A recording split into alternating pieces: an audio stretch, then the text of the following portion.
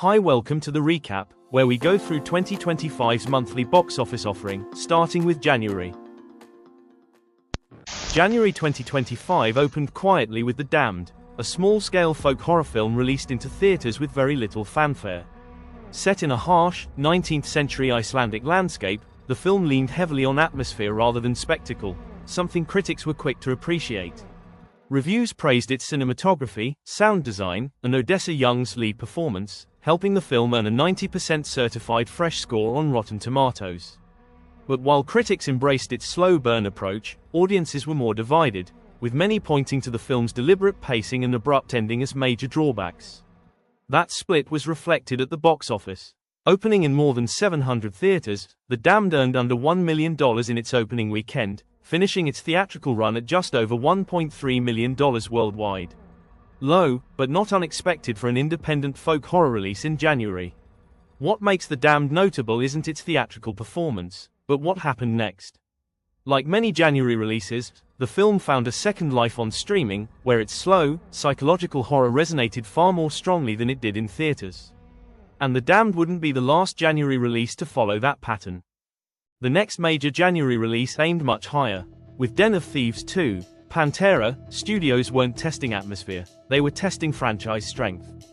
The sequel expanded the scope of the original, moving its heist action to Europe and doubling down on character dynamics between Gerard Butler and O'Shea Jackson Jr.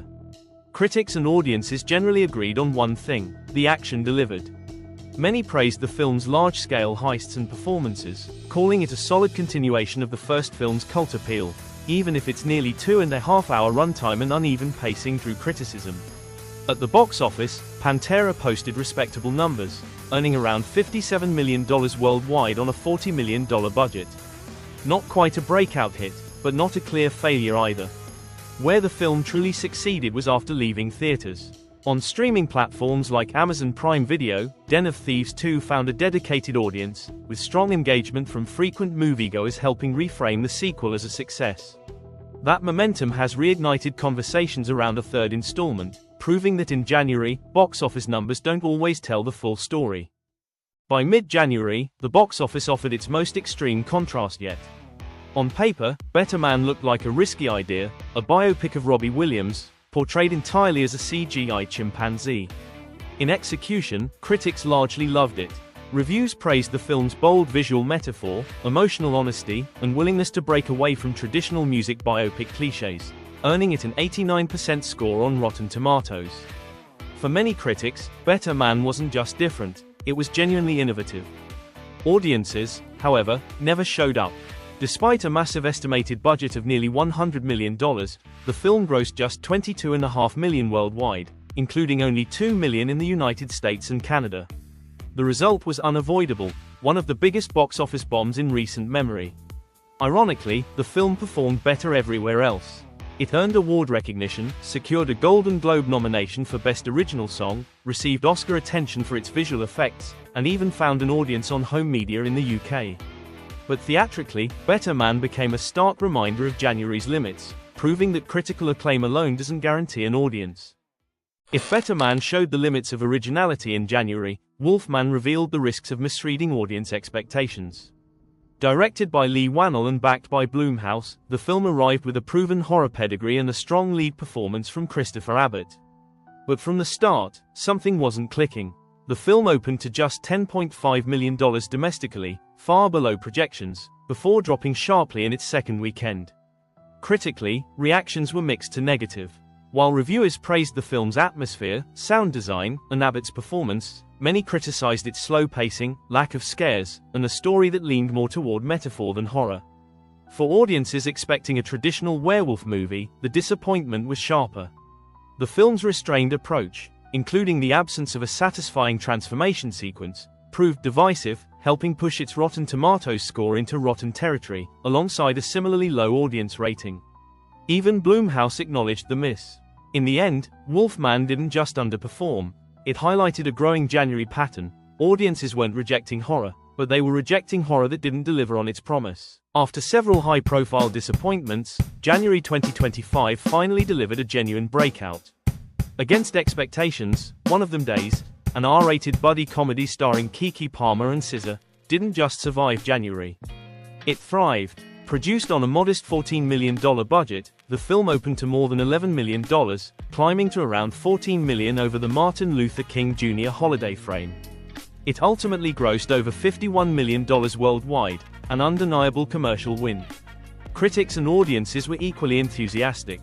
The film earned a 94% certified fresh score on Rotten Tomatoes, a 90% audience score, and an A- cinema score, driven by strong word of mouth and standout chemistry between its leads. Many reviewers compared its tone to classic buddy comedies like Friday, praising its humor, relatability, and grounded look at friendship and financial pressure. The momentum didn't stop in theaters. When the film hit streaming, One of Them Days surged to #1 globally, proving that its appeal extended well beyond its January release window. In a month filled with cautionary tales, One of Them Days became the clearest reminder that strong word of mouth, not scale, still wins. Not every January success is measured in box office numbers. While many releases struggled to find their footing, Sing Sing emerged as something entirely different, not a hit in the traditional sense, but a cultural moment.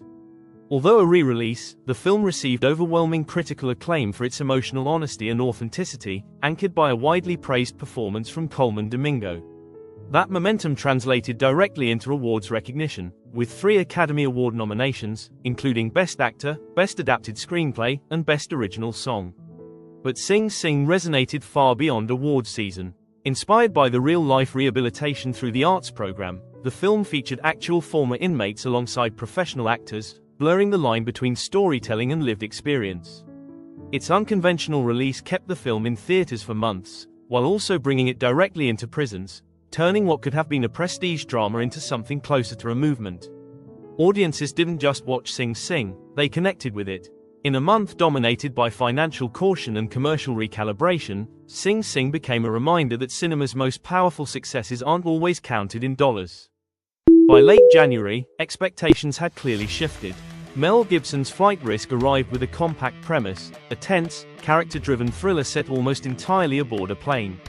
The film opened at #1, earning between $11 and $12 million domestically in its first weekend. But strong placement didn't translate into strong reception. Critics were largely unimpressed, pushing the film's Rotten Tomatoes score into the high 20s, while audiences awarded it a lukewarm C cinema score.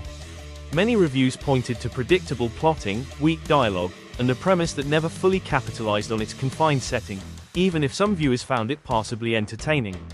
Still, Flight Risk quietly did its job. Against a $25 million budget, the film went on to gross over $40 million worldwide, making it a modest, if unspectacular, financial success for Lionsgate. In a month defined by extremes, Flight Risk represented something else entirely, a reminder that January doesn't require enthusiasm, just enough interest to get audiences through the door.